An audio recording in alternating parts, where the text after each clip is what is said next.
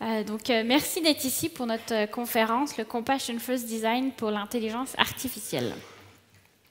Et ça marche pas. Yep. Cool. Ça marche pas.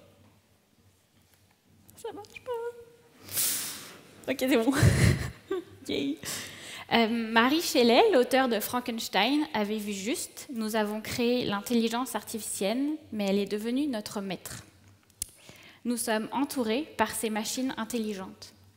Du plus petit objet qui se faufile dans votre poche, votre téléphone intelligent, aux satellites dans l'espace, ces machines sont tout autour de nous et font partie de notre monde. Et nous leur confions toute notre vie. Notre liste de courses, où on se trouve, notre calendrier, ce qu'on aime, nos souvenirs, mais aussi nos plus grands questionnements et petits secrets. Ces machines intelligentes lisent ce que nous écrivons, voient ce que nous faisons, écoutent ce que nous disons et nous répondent en un instant. Nous avons même cette impression comme étrange qu'elles nous connaissent et qu'elles connaissent nos pensées plus que nous-mêmes. Et ces machines intelligentes, elles sont devenues des extensions technologiques à nos êtres biologiques. Mais de quoi sont-elles faites? Ces machines intelligentes sont faites d'algorithmes créés par des humains et par vous, en fait, les développeurs. Et finissent par voler de leurs propres ailes sans vous, les développeurs. Donc comment ils fonctionnent et pouvons-nous les contrôler?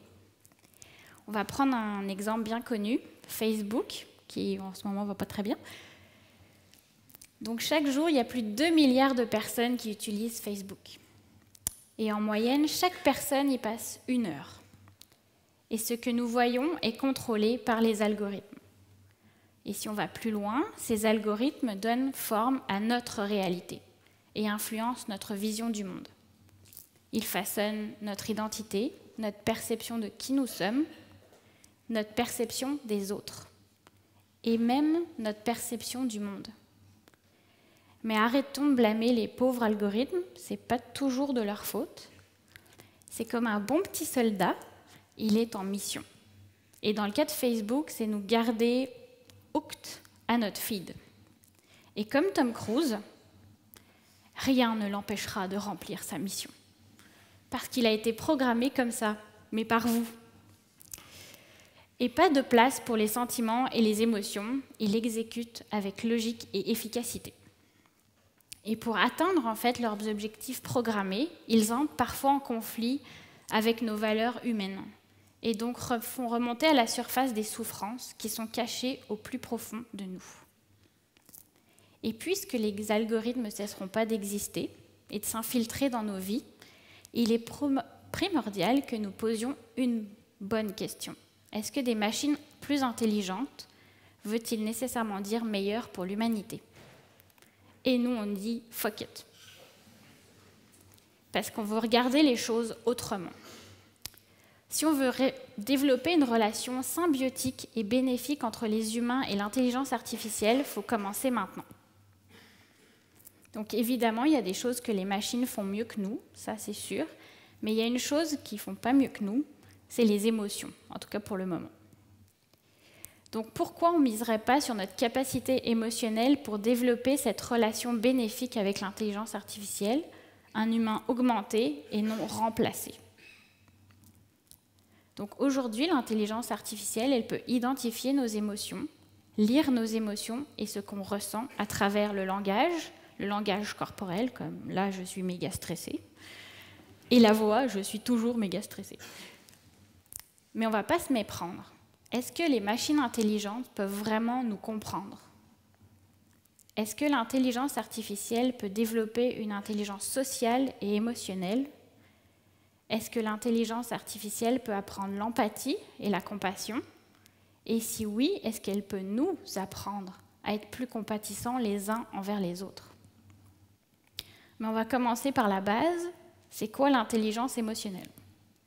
Vraiment bas là. Donc l'intelligence émotionnelle, c'est identifier les émotions. Par exemple, je suis triste.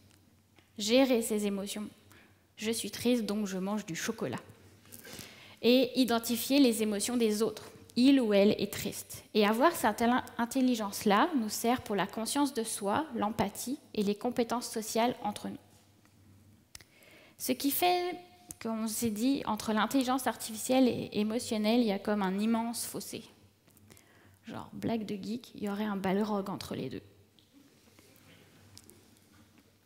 Alors, pouvons-nous créer vraiment un pont entre ces deux intelligences et les faire travailler au profit de nous, les humains?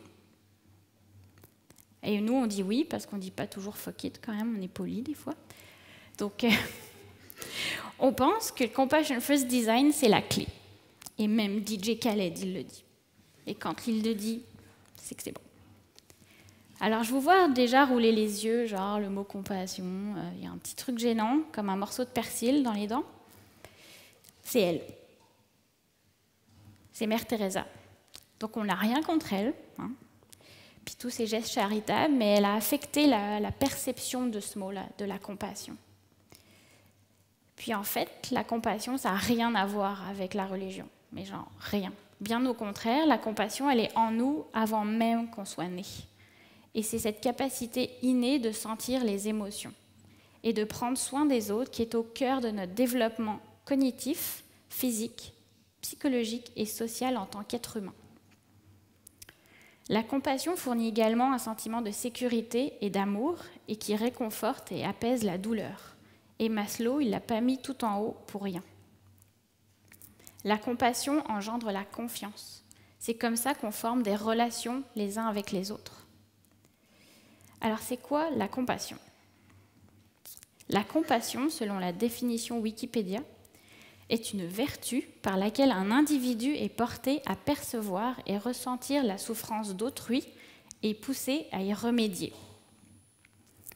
En plus simple, c'est de comprendre la souffrance de l'autre et de se dire « je vais m'engager à la soulager, à l'alléger ». Donc maintenant, comme vous êtes développeur et que moi je suis designer, vous êtes en train de dire encore un truc d'empathie, de designer, ça finira plus, c'est un nouveau mot tendance. Bah, pas vraiment. C'est vraiment quelque chose d'important et de différent, et je vais vous le prouver. Donc l'empathie, c'est on se met à la place de l'autre pour le comprendre. Mais la compassion, c'est on ressent et on s'approprie les émotions de l'autre et on devient l'autre. Le design thinking, il mise sur des problèmes à résoudre, tandis que la compassion va bien au-delà d'un problème à résoudre. On essaye d'établir un lien de confiance. On doit accepter les gens tels qu'ils sont, comprendre leurs défis, leurs douleurs et les luttes qu'ils vivent tous les jours. Le design thinking cherche à trouver une solution à un problème donné. La compassion, elle met plus l'accent sur un allègement des souffrances vécues par un individu. Il ne s'agit pas de sauver les gens, de régler tous leurs problèmes, il suffit juste d'offrir son aide de façon engagée. Alors on va laisser tomber l'ego, il n'y en a pas dans la compassion. On n'est pas des super-héros, on n'est pas des dieux et on ne va pas régler les problèmes de l'univers. Sinon ça se saurait. Donc la bonne nouvelle dans tout ça, c'est que la compassion, elle peut être enseignée. Et si elle peut être enseignée aux humains, est-ce qu'elle peut être aussi enseignée aux machines? Donc en tant que développeur, designer, la compassion, elle nous engage à créer pour des vraies personnes. Nous façonnons le monde qui nous entoure. Donc on va oublier l'approche centrée sur le produit ou une technologie comme mobile first ou cloud first ou je ne sais pas quoi. Et on va mettre l'emphase là où il faut vraiment les gens. Et ce sont eux qui sont au cœur du Compassion First Design. Donc la compassion pour l'intelligence artificielle, ce n'est pas une philosophie New Age hippie avec des gros pétards maintenant qu'on peut fumer au Canada. Je suis partie juste avant que la loi le fasse, fait que j'ai rien ramené, désolée. C'est pas une utopie de bisounours non plus. C'est vraiment un engagement et c'est une façon d'agir, une manière d'agir. Et si on doit la définir, la compassion, ça sert à alléger une souffrance vécue par un individu et on met la compassion comme base de toutes nos actions et nous l'imprégnons à notre processus de création, que ce soit du développement de produits ou du design. Et on utilise l'intelligence artificielle comme outil ultime de compassion.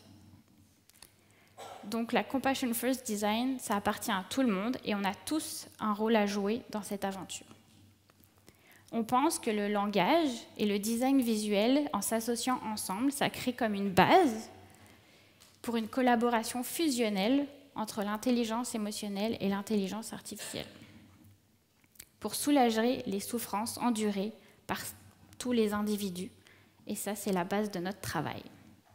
Alors maintenant, on va compassionner ensemble. Mais avant, je vais boire un petit coup, fait que santé. Hop, marche pas bien. Pas très compatissant cette affaire-là. Ok. Donc, pour vous démontrer le pouvoir et le potentiel du Compassion First Design, on va utiliser Slack comme cas d'étude.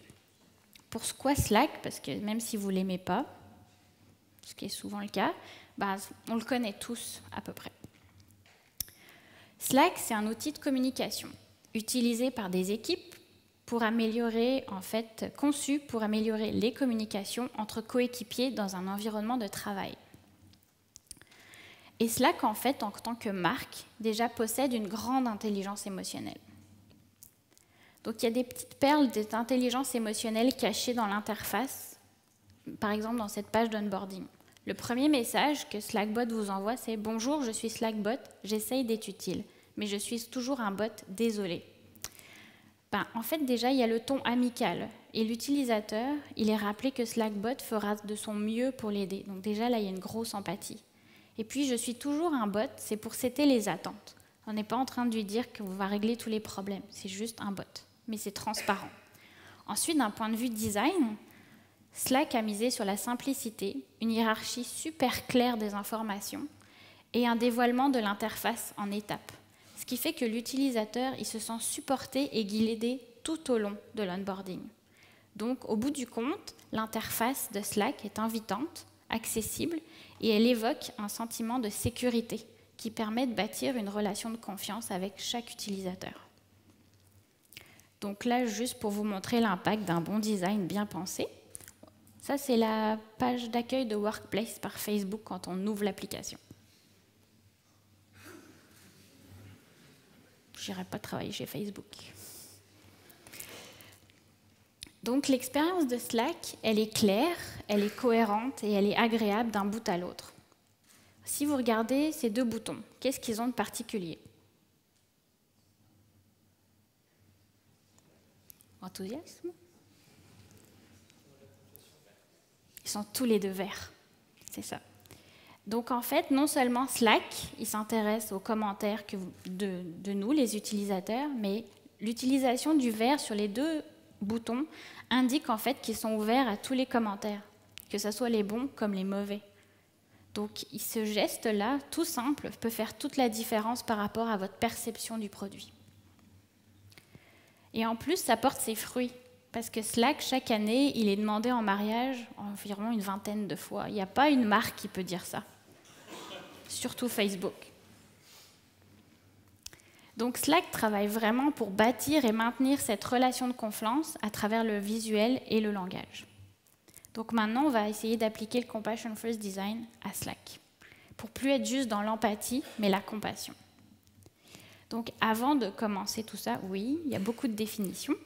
On va aller à la source de la souffrance pour saisir en fait les gens avec qui on souhaite connecter. On va se rappeler que les gens sont au cœur de notre méthode, donc il est important de commencer par le Human Compassion Story. Le Human Compassion Story, c'est divisé en 3 couches, ce qui permet de bien comprendre la personne, le contexte et la personne en contexte. Dans la première couche, on va apprendre qui est cette personne en surface, c'est-à-dire son sexe, son âge, le lieu de vie, le métier, ses forces, ses faiblesses, et puis aussi même ses traits de personnalité uniques. Dans la deuxième couche, on va plus loin. On essaye d'obtenir une meilleure compréhension et de bien saisir la souffrance émotionnelle vécue par la personne. C'est à ce moment-là qu'on identifie les émotions de la personne, ce qu'elle ressent. Et quand ces souffrances se produisent, et c'est quoi les contextes déclencheurs de ces émotions-là. Dans la troisième couche, on va encore davantage en profondeur et on va essayer de comprendre pourquoi cette émotion est ressentie dans un contexte bien précis. Et c'est cette dernière couche vraiment bien cachée que les gens n'osent pas dévoiler, qu'il faut vraiment aller chercher en tirant les vers du nez, où se trouve la source de la souffrance. Et c'est cette source qui va nous aider à trouver comment on va pouvoir l'atténuer. Je vous présente Dani. Dani, elle a 25 ans, elle est développeuse et elle commence son nouvel emploi chez Suji, une entreprise de haute technologie basée à Londres. Dani, elle vit à Paris et sa langue maternelle, c'est le français. Heureusement, elle travaille remote pour eux. Et là, elle se trouve en fait être la toute première femme embauchée dans l'équipe de développement. Juste ça, c'est un défi. Donc, comme vous pouvez l'imaginer, elle se sent un peu nerveuse, elle est stressée parce que c'est sa première semaine. Elle a peur parce qu'en plus, l'anglais, c'est pas sa langue maternelle, donc elle a peur d'être mal comprise, elle a peur d'être lente pour suivre les conversations d'équipe. Elle a peur aussi de demander des éclaircissements lorsqu'elle n'a pas compris. Elle a peur de déranger ses collègues ou d'être ennuyeuse. Puis, si tout ça ne suffisait pas, elle a peur d'être jugée lorsqu'elle expose son travail ou ses méthodes de pensée. Dans d'autres emplois d'Annie, elle a toujours été très impliquée au niveau de l'équipe. Et elle se rend compte qu'en fait, travailler dans une autre langue, c'est sympa quand on passe les entretiens, c'est moins rigolo quand c'est dans la vraie vie et que c'est tous les jours. Mais Dani, elle veut vraiment trouver sa place dans l'équipe et elle veut faire une bonne impression et gagner le respect des collègues. Donc Suji utilise Slack comme la plupart des entreprises pour les communications internes. Et c'est là, en fait, dans Slack, que Dani, elle collabore avec ses collègues et avec son équipe au jour le jour. Elle travaille dans une autre langue, qui est difficile, mais communiquer à l'écrit, en plus, ça rajoute de la difficulté. Donc comprendre et communiquer sans repères non-verbaux et sans le ton de la voix peut s'avérer extrêmement difficile. Essayer juste de texter avec une fille, c'est que c'est compliqué. Elle a surtout peur aussi que ces lacunes en communication empiètent sur son intégration à l'équipe. Donc en fait, si on va au bout des choses, la souffrance ressentie par Dani, c'est l'anxiété reliée à ses communications au travail. Donc cette barrière linguistique, elle pourrait causer des malentendus, des erreurs d'interprétation et aussi potentiellement des conflits. Plus il y a de conflits, même petits, ça crée un environnement de travail hostile. Et personne grandit ou est heureux dans un environnement de travail comme ça. Donc pour Dani, les communications internes jouent vraiment un rôle important dans le développement de la confiance entre les membres d'équipe. Elle cherche à se sentir acceptée par l'équipe. Donc, par conséquent, le Human Compassion Story, ça nous permet d'identifier que Slack, c'est le bon outil pour alléger ses souffrances. C'était ça, ma phrase. Donc, à travers cette analyse, on s'est rendu compte que Slack, c'est un outil performant pour la communication. Mais est-ce que ça fait que la communication est bonne? Pas forcément. Donc, comment le Compassion First Design peut transformer la communication au sein d'une équipe pour favoriser l'inclusion et établir une collaboration effective et bienveillante? Donc, on va soulager cette souffrance par le design. Créons pour ce que nous sommes, mais pour Créons non pour ce que nous sommes, mais pour les personnes que nous souhaitons devenir. Là, c'est caché toute la puissance de l'intelligence artificielle. Est-ce que ça marche? Forcément. Oui. Donc, on a décidé d'utiliser Slackbot et de le transformer en fait en CompassionBot. Quand ça voudra marcher. Non, ça marche. Ah, ma vie est un enfer.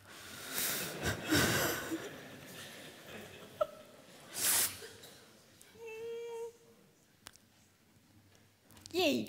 Ok, cool. Okay. Donc, on a décidé de transformer Slackbot en un coach de communication compatissant. Sa mission, c'est d'aider les gens à devenir des meilleurs communicateurs. Il y a tellement de conflits qu'ils peuvent éviter quand on sait communiquer. Aider les membres d'équipe à communiquer plus clairement et aider les équipes à travailler de manière plus cohérente. Plus concrètement, quand on va activer le mode compassion dans Slack, donc Slackbot va devenir Slackbot compassion et va poser des questions initiales en fait pour apprendre à mieux connaître l'utilisateur ou l'utilisatrice. En utilisant en fait différentes technologies de l'intelligence artificielle qu'on va voir plus loin, Slackbot va fournir des clés de communication au moment opportun et contexte pertinent pour aider à soulager la souffrance quand il y a une situation de conflit ou de stress. On va décliner tout ça en 3 actions. Donc 1, l'action mode compassion. On va apprendre à comprendre comment Dani, elle communique. Ensuite, en action 2, elle va pouvoir supporter Dani dans ses communications avec John.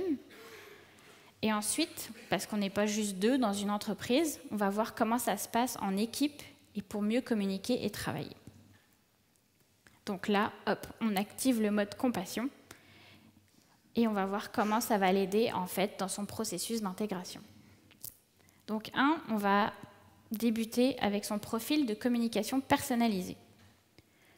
Donc avant de pouvoir aider Dani dans ses moments de stress, on doit analyser ses habiletés de communication. Et ça se repose sur plusieurs choses. Son utilisation de la langue, ses modèles comportementaux et ses contextes de communication. Et pour savoir comment elle utilise le langage, on va analyser ses choix de mots, ses expressions utilisées, les emojis qu'elle utilise et ses réactions. Slackbot, il va aussi analyser ses modèles comportementaux, donc c'est-à-dire sa façon de faire, sa façon de communiquer, la vitesse de frappe, les pauses, les silences, quand on hésite vraiment beaucoup à envoyer le message de haine à notre boss, ses tics et son ton. Donc tous ces petits détails en fait qui en disent très long sur comment on communique. Ensuite, tout ça sera analysé en fait en contexte, parce que sinon ça n'aura aucun sens. Ça veut dire que Slackbot, il va considérer la maîtrise de la langue, détecter si c'est sa langue première ou pas. Ses références socio-culturelles, maintenant que j'habite au Canada, j'ai plus du tout les mêmes références que vous. Et même son état émotionnel. Donc on ne se doute pas qu'en fait, il y a tant de choses à considérer quand on communique. Donc tout ça va être analysé, ces données associées à l'intelligence artificielle. Ils vont faire un profil de compétences de communication personnelle qui sera utilisé pour aider Dani à devenir plus confiante lorsqu'elle communique. Donc en se basant, attention, moment très intelligent, le modèle de compétences de communication de Bachman et Palmer, le profil de communication de Dani va être décliné en 4 aspects. Donc les compétences linguistiques, les discursives, sociolinguistiques et stratégiques. Je vais vous expliquer les différences. Les compétences linguistiques. Dani, elle ne maîtrise pas l'anglais. Donc, elle ne maîtrise pas non plus les bases grammaticales. Donc là, si on regarde la phrase, le destin de John, il est juste dans une petite virgule. Les compétences discursives. Par exemple, Dani, elle a la misère avec le sens profond de ses choix qu'elle utilise. Et ça pourrait être très mal interprété par un collègue anglophone. Par exemple, sure, that's a great idea. Pour nous, francophones, ça veut dire ouais, cool, mais pas pour un anglophone. Lui, il a juste l'impression que vous êtes dit ouais, on s'en fout. Donc, ça peut vraiment être interprété comme une remarque sarcastique. Les compétences socio-linguistiques. Donc, Dani, elle utilise des expressions de manière incorrecte. En France, quand on traite quelqu'un de banane, c'est qu'il est un peu stupide. Mais en anglais, you're a banana, ça veut dire que tu es un petit peu fou. Donc là c'est rigolo, mais ça peut être vite interprété d'une manière bizarre et créer des confusions. Compétences stratégiques. En bonne française, quand elle argumente, Dani, elle écrit un pavé Victor Hugo style. Mais là, elle est en anglais. Et là, elle fait « oups, pas capable ». Donc, elle met juste un emoji. Et là, c'est tous ses choix. Donc, elle utilise vraiment le langage visuel pour exprimer ses sentiments plus clairement, mais en fait, ça manque plein de nuances qu'elle voulait peut-être expliquer. Donc, en utilisant l'intelligence artificielle, Slackbot, il va analyser toutes ces données de Dani, les mettre à jour tout le temps et le faire évoluer avec ses interventions. Donc, ce qu'on va utiliser, c'est le Natural Language Understanding, le NLU, Natural Language Processing, le Sentiment Analysis et le Deep Learning. Ce qui va permettre à Slackbot, en fait, en mode compassion, de donner des clés de communication dans les moments opportuns et pertinents. Et afin, à travers ce processus, ces algorithmes d'apprentissage profond apprendront la compassion envers Dani. Ça, c'est quand même une excellente chose. Donc, Slackbot va permettre à Dani de devenir une meilleure communicatrice, donc une meilleure collègue. Donc, comment ça va se passer? Comment elle va supporter Dani quand elle va devoir communiquer avec John? Donc, pour son premier projet client, Dani, elle est pairée avec John. Et John, c'est un designer, gros ego. Je dis rien. Je ne suis pas comme ça du tout, moi. Et il a une personnalité bien différente de Dani. Il est très extraverti, il est respecté, et puis il a aussi un gros caractère. Donc Slackbot, en fait, il va comparer les profils de communication de Dani et John pour les aider à communiquer efficacement. Il va contraster leurs points communs. Donc, ils savent parler technique tous les deux, ils utilisent des emojis et ils ont de l'humour. Ça peut être une base. Même si ce n'est pas le même, ils en ont. Et ensuite, on va voir leurs points opposés. Donc, Dani, vous voyez, elle ne parle pas beaucoup, 40 messages par jour. John, plus de 500. Si vous dites que les designers sont bavards, ce n'est pas vrai. Et Dani, elle recherche l'approbation de ses collègues, alors que John, il est plus du type à initier les conversations. Donc on peut voir que c'est vraiment des profils opposés, et que ça pourrait causer des malentendus et fissurer leur relation de confiance. Et si rien n'est fait, dans quelques mois, ça pourrait faire de la frustration, de l'anxiété, du stress et surtout beaucoup de conflits. Donc avec les profils de communication de chacun, Slackbot, il va pouvoir aider à surmonter ces obstacles et faciliter les conversations et rendre le travail d'équipe plus agréable. Donc on va utiliser le Natural Language Generation, le Sentiment Analysis, l'Affective Computing et le Deep Learning. Donc là, on peut voir dans cet exemple que Slackbot il va pouvoir aider Dani à mieux comprendre le sens des mots ou des expressions dans un contexte de conversation spécifique. Par exemple, le mot invaluable en français, tu fais « Oh, mon travail n'est pas valable, c'est pas cool », mais ça veut dire inestimable en français. Donc, il peut être déroutant pour une personne dont c'est la seconde langue. Donc, grâce à Slackbot, elle aura accès à un accès rapide à la traduction française, mais aussi à la traduction en contexte. Et puis, si elle veut, elle peut avoir plus d'informations, ou si elle a tout compris, passer simplement à autre chose. Slackbot aussi peut aider John à communiquer avec Dani pour assurer qu'elle comprend bien lors des discussions de projet. Slackbot, il sait que John, il parle beaucoup. Et que Dani, elle tape souvent, mais elle n'appuie pas sur le mot « send ». Donc là, Slackbot, il pourra envoyer des rappels très gentils à John pour lui dire « Hey, explique les choses différemment, peut-être qu'elle n'a pas compris ». Slackbot, il pourrait aussi également apprendre à Dani comment surmonter ce qui est une épreuve incroyable pour elle, c'est demander des clarifications. Donc quand John écrit des longues explications, puis qu'elle répond avec un simple « OK » ou un emoji, avec l'aide de Slackbot, elle deviendra plus confiante et moins effrayée de demander de l'aide, et ça lui permettra de bâtir petit à petit sa confiance en elle. Slackbot, il peut aussi apprendre à John à mieux communiquer avec quelqu'un qui s'exprime dans sa deuxième langue, tout en lui laissant le choix de dire si l'intervention est pertinente ou pas.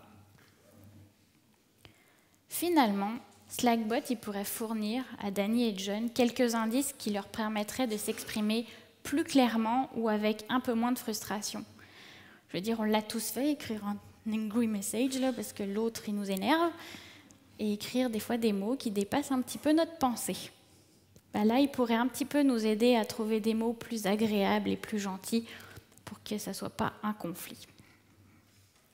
Donc, à l'aide de Slackbot et de ces petites interventions vraiment minimes, Dani et John ils peuvent bâtir une bonne communication et une solide relation de confiance l'un avec l'autre. Donc, au bout du compte, Slack peut devenir plus compatissant envers eux, mais Dani et John ils peuvent être plus compatissants l'un envers l'autre. Donc ça permet à Dani et John d'être des bons collègues, respectueux et performants, et ça résulte une meilleure équipe. Donc action 3, dernière action, promis. Ça aide Dani et tous ses collègues à former et travailler en équipe. Donc je vous présente l'équipe de choc. Chacun est un expert dans son domaine. Et chaque personnalité est bien distincte, ça fait la force de l'équipe. Et puis des fois, ben non. Lorsqu'il s'agit d'un travail d'équipe, c'est pas toujours facile de trouver sa place, surtout quand on est une fille parmi tous ces hommes. C'est pas facile de faire valoir son opinion dans cette cacophonie d'ego. Chacun a sa propre vision du projet, du point de vue de son expertise, et en plus avec chacun son profil de communication. Ça peut rapidement causer des malentendus, des conflits et fissurer l'équipe. Et si rien n'est fait pour remédier à la situation, ça pourrait devenir dangereux pour le projet. Chacun pourrait partir dans son coin, faire un projet. Ça ferait un projet incohérent et zéro performant. Donc si on utilise en plus du NLP, NLU et NLJ, on met la reconnaissance vocale et faciale, ça permettrait d'agir à Slackbot en tant que médiateur dans les discussions d'équipe, en fait, pour s'assurer que tout le monde se sent impliqué et engagé. Donc on va utiliser la technologie de reconnaissance vocale qui sert à détecter les nuances émotionnelles et l'humeur dans le ton, la voix et la vitesse du discours. Par exemple, il y a un appel via Slack. Slack, le Slackbot, peut aider à maintenir certaines règles conversationnelles pour donner à tout le monde la chance d'intervenir et de parler, ou même poser des questions. Il peut aussi ramener à l'ordre, genre quand il détecte des tensions de certains membres de l'équipe. Matt, là, il n'est pas très content. Les frustrés, les contrariés, et peut-être que l'équipe elle a besoin d'une petite pause, et des fois une plus longue pause. La reconnaissance faciale aussi, ça peut être utilisé lors des appels vidéo. Ça permet à détecter les nuances émotionnelles et les micro-mouvements du visage. Donc les yeux, les sourcils, les lèvres, et aussi quand les pigmentations des joues, quand on est énervé ou stressé, on devient rouge. Vous remarquerez qu'en toutes nos interfaces, on ne met pas ces analyses-là, parce que pour nous, ce n'est pas ça la valeur. La valeur, c'est les clés de communication. Donc avec la reconnaissance faciale, quand c'est nécessaire, Slackbot il intervient pour garder tout le monde à jour et focusser sur le but de la réunion. Fini les réunions qui durent 3 heures. Donc par exemple, Thor, il semble un peu fatigué et l'équipe commence à perdre le fil. C'est peut-être le moment venu pour Slackbot de dire « Hey, ça serait de vous remettre sur la bonne track, revenons à l'essentiel ». Donc en fait, Slackbot, il apportera à l'équipe le soutien supplémentaire lorsqu'ils travaillent tous ensemble. Et ça permet aussi de responsabiliser chaque membre et donner à chaque membre une voix pour qu'ils se sentent valorisés et intégrés au projet. En comprenant et en fait en étant compétissant avec l'équipe, l'équipe elle apprendra Slackbot la compassion et Slackbot deviendra plus compatissant. Donc en fait c'est un cycle qui ne s'arrête jamais, c'est merveilleux. Donc une équipe qui met la compassion au cœur de ses actions, ça crée un lien de confiance solide et ça fait une meilleure cohésion d'équipe. Et au final, ça permet à l'équipe de grandir ensemble dans la compréhension de l'autre et d'installer une forte culture d'entreprise.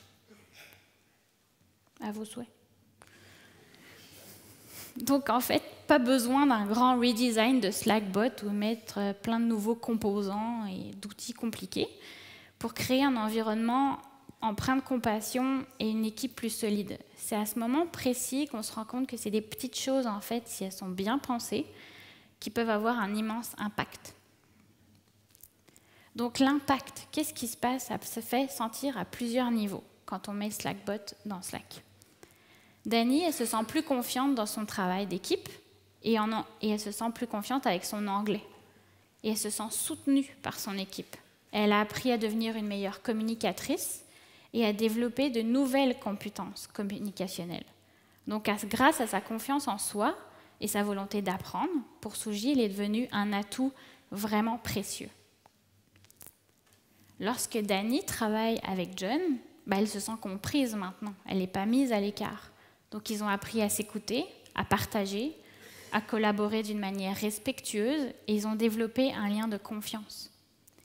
Et pour Suji, pour une entreprise, il n'y a rien de mieux qu'une équipe qui est solide, qui est efficace et qui est prête à aider les autres. Quant à l'équipe au complet, Dani se sent impliqué et valorisé par ses collègues. Et s'il y a une cohésion qui s'installe, ça permet à tout le monde de se comprendre et surtout de se responsabiliser. Ils sentent tous qu'ils ont une place. Et Suji, maintenant, ils ont une équipe d'experts interdisciplinaires performantes et qui se consacrent en fait à leur travail et surtout à leur équipe. Et ça contribue à bâtir une culture d'entreprise solide et attractive. Et il n'y a rien de plus puissant que ça.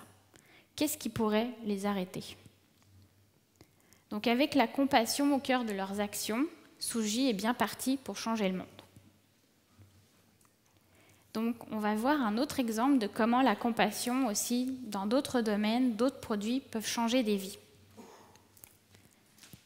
Jonathan, il est Asperger, comme 450 000 personnes en France. On vit dans une société qui n'est vraiment pas adaptée quand on a Asperger.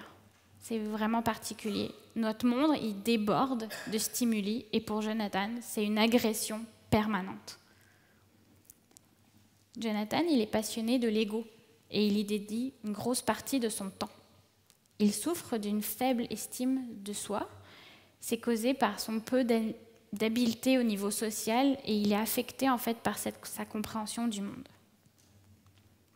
Donc si on créait un environnement de réalité augmentée en utilisant Lego et le Compassion First Design pour l'intelligence artificielle, on pourrait en fait créer pour Jonathan un accès à un environnement complètement personnalisé où il pourrait contrôler tous les stimuli autour de lui et ne se sentirait plus en danger. Il aurait également un espace sécurisé où il pourrait s'entraîner dans ses compétences sociales sans vraiment en fait avoir de conséquences, comme dans la vraie vie et sans la pression non plus. Donc c'est un lieu qui lui est propre, qui célèbre ses différences, où il peut être lui-même sans jugement.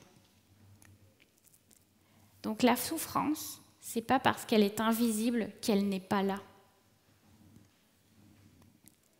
Et si on rend nos expériences en tant que développeurs et designers plus compatissantes et accessibles, est-ce que vous êtes tous malades? Est-ce qu'il faut que je m'en aille?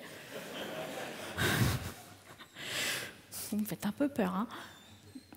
On va rendre les expériences inconfortables le plus confortable possible. Il ne faut pas que je perde le fil.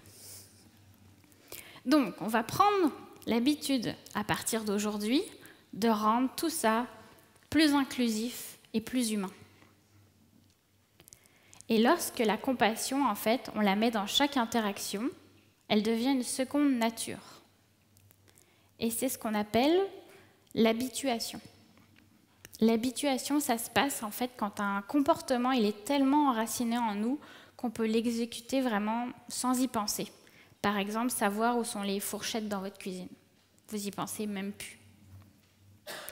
Et en fait, ce phénomène-là, c'est un processus appelé, alors attention, la potentialisation neuronale à long terme. Et ça arrive en fait lorsque votre cerveau il active encore et encore des voies neuronales. Et en fait, les neurones vont modifier leur force et créer un circuit plus efficace et ça va devenir un réflexe. Et en fait, c'est ce qu'on aimerait faire avec le Compassion First Design, c'est-à-dire que la compassion devienne un réflexe dans toutes nos interactions. Et on voudrait qu'on pratique la compassion pour développer des relations symbiotiques et bienveillantes entre nous et l'intelligence artificielle et pour qu'elle soit ancrée dans toutes nos actions pour améliorer nos vies et changer le monde. On n'oublie pas que la confiance, c'est une expérience humaine. Et si on installe en fait la compassion dans tous les moments clés avec l'intelligence artificielle, on va favoriser vraiment un réel bénéfique partenariat humain-intelligence artificielle. Donc aujourd'hui, si vous voulez pratiquer le Compassion First Design pour l'intelligence artificielle au travail ou même dans la vie, il on a créé un manifesto. Donc, imperfection, pas la perfection. La perfection, elle n'existe pas et l'utilisateur parfait non plus. Alors, on va oublier les cas d'études idéaux ou imaginer des gens qui n'existent pas et on va utiliser la compassion pour créer des choses pour des vrais gens. La compassion, c'est fondé sur la réciprocité. Donc, la compassion, elle se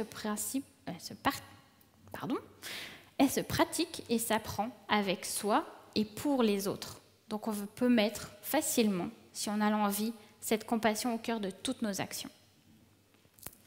Sans bout, pas de lotus. La douleur et les problèmes, ça fait partie de la vie, c'est inévitable. Par contre, la souffrance qui va avec, on n'est pas obligé de la subir. Donc si on cherche à alléger cette souffrance et si on cherche à rendre cette vie plus supportable et agréable pour tout le monde, on peut y arriver. Veiller et non surveiller. La confidentialité et le contrôle éthique des données, c'est essentiel pour la confiance. Et on a vu que la compassion a besoin de la confiance. Donc, si on est transparent et honnête dans toutes nos actions, ça devrait bien se passer. Augmenter et non remplacer par la technologie. La technologie est un outil qui sert à augmenter nos compétences et nous permettre de vivre des expériences augmentées. Et ça fera de nous une humanité augmentée. Les exceptions sont la norme. On va célébrer les différences, inviter l'inclusivité et adopter l'individualité. Lorsqu'on mise sur les forces, mais surtout la différence de chacun, il y a des grandes chances et des grandes choses qui peuvent arriver. Des personnes et non des problèmes. Il faut accepter les gens tels qu'ils sont et il y a chacun des douleurs et des défis. Et derrière chaque situation, il y a un humain qui se cache. Et derrière chaque humain, il y a une histoire.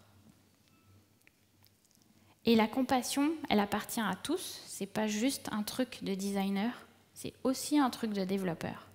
Ça nous permet de prendre soin de nous, mais prendre soin des autres.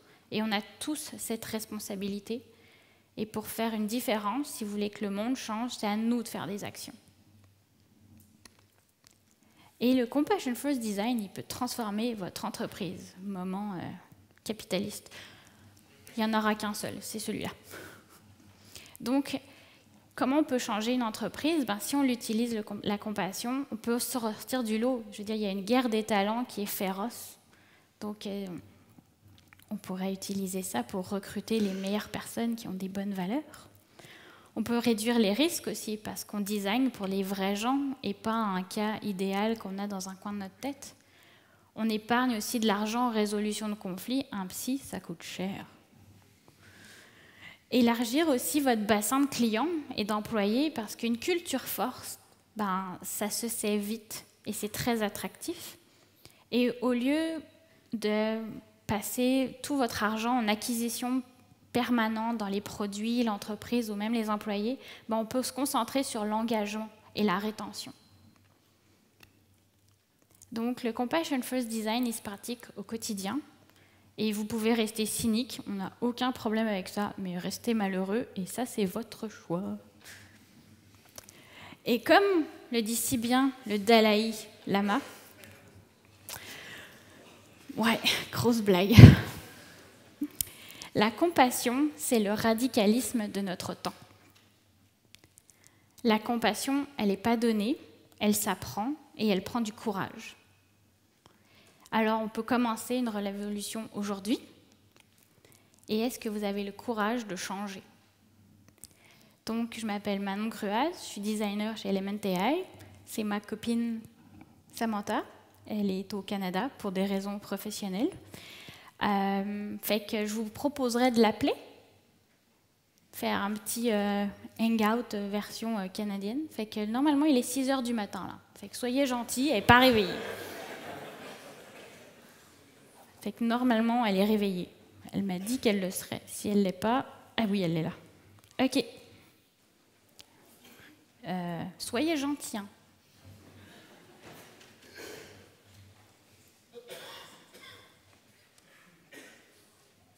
Ça sonne. OK. Ah non. Mets ta caméra, sinon ça n'a aucun sens. Je n'ai pas de son qui sort de votre Ah. appareil. Ah, merdouille. Ah, bon, bah, ils vont la voir. Et faites-lui un gros coucou, là. Bonjour. Je te laisse là? Ouais, je te laisse là. Parce que vous parlez dans le micro de la tablette. Hein, sinon Ouais. Ok, ah, est-ce que tu m'entends? Oui, je t'entends. Ok, cool. Bon, je te laisse sur la table. Ok, fait que je vais finir. Donc, suivez-nous sur Twitter. Des fois, on a un hashtag. Et bientôt, on va avoir un site et tout plein de trucs. Si vous avez du temps, aidez-nous. On ne sait pas coder. Donc, merci beaucoup d'être là et d'avoir été si patient pour parler d'émotions. Et à votre tour, c'est à vous de poser des questions. Merci beaucoup.